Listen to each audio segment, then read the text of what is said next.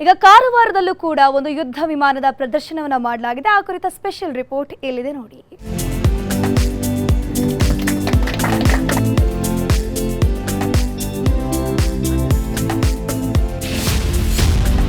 ಕಾರವಾರದಲ್ಲಿ ಯುದ್ಧ ವಿಮಾನ ಮ್ಯೂಸಿಯಂ.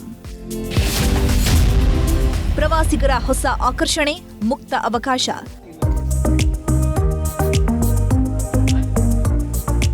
ಕಾರವಾರದ ಬಹುನಿರೀಕ್ಷಿತ ಟ್ಯುಪೋಲೆವ್ 142M ಯುದ್ಧ ವಿಮಾನ ಮ್ಯೂಸಿಯಂ ಇದೀಗ ಪ್ರವಾಸಿಗರಿಗೆ ಮುಕ್ತವಾಗಿದೆ. ರವೀಂದ್ರನಾಥ್ ಟ್ಯಾಗೋರ್ ಕಡಲ ತೀರದಲ್ಲಿ ಕಳೆದ ವರ್ಷದ ಯುದ್ಧ ವಿಮಾನದ ಬಿಡಿ ಭಾಗವನ್ನ ಜೋಡಣೆ ಮಾಡಿ ಸಂಪೂರ್ಣವಾಗಿ ಸಿದ್ಧ ಮಾಡಲಾಗಿತ್ತು.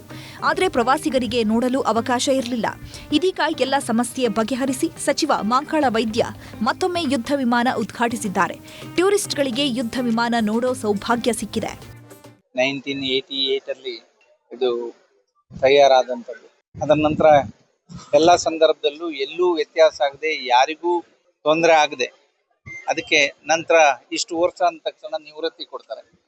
ಅದನ್ನು ತಂದು ಕಾರವಾರದಲ್ಲಿ ಇಷ್ಟು ಚೆನ್ನಾಗಿ ಮಾಡಿದಾರಲ್ಲ, ಅದು ನಾನು ಯಾರು ಈ ಯೋಚನೆ ಮಾಡಿದಾರಲ್ಲ ಅವರಿಗೆ ಧನ್ಯವಾದ ಹೇಳ್ತೀನಿ. ಇನ್ನು ಕಾರವಾರ ಕಡಲ ತೀರದಲ್ಲಿರುವ ವಾರ್ಶಿಪ್ ಮ್ಯೂಸಿಯಂ ರಾಜ್ಯದಲ್ಲೇ ಏಕೈಕ ಯುದ್ಧ ನೌಕೆ ವಸ್ತು ಸಂಗ್ರಹಾಲಯವಾಗಿದೆ. ಚಾಪೆಲ್ ಮ್ಯೂಸಿಯಂಗೆ ಭೇಟಿ ನೀಡುವ ಪ್ರವಾಸಿಗರು ಭಾರತೀಯ ನೌಕಾನೆಲೆಯ ಕಾರ್ಯಚಟುವಟಿಕೆಗಳ ಕುರಿತು ಮಾಹಿತಿ ಪಡೆದುಕೊಳ್ಳೋದರ ಜೊತೆಗೆ ಯುದ್ಧ ನೌಕೆಯನ್ನ ಹತ್ತಿರದಿಂದಲೇ ವೀಕ್ಷಿಸಲು ಅವಕಾಶ ಸಿಗ್ತಿದೆ.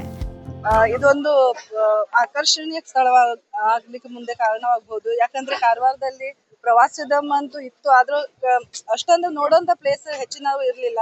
ಇದೊಂದು ಜನರಿಗೆ ಒಂದು ಆಕರ್ಷಣೆ ಆಗಬಹುದು. ಮತ್ತೆ ಇದೇ ರೀತಿ ಇವತ್ತು ಉದ್ಘಾಟನೆ ಆಗಿದೆ.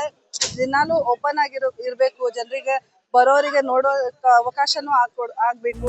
ಇನ್ನು ಸೆಪ್ಟೆಂಬರ್ನಿಂದ ಇಲ್ಲಿ ಮತ್ತೆ ಪ್ರವಾಸೋದ್ಯಮ ಚಟುವಟಿಕೆಗಳು ಗರಿಗೆದರಲಿದ್ದು, ಬರುವ ಪ್ರವಾಸಿಗರು ಯುದ್ಧ ವಿಮಾನ ಮ್ಯೂಸಿಯಂ ನೋಡಿ ಇದರ ಇತಿಹಾಸ ಮಾಹಿತಿ ಸಿಗಲಿದೆ.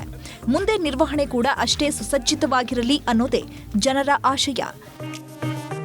ದರ್ಶನ್ ನಾಯ್ಕ್, ನ್ಯೂಸ್ 18, ಕಾರವಾರ.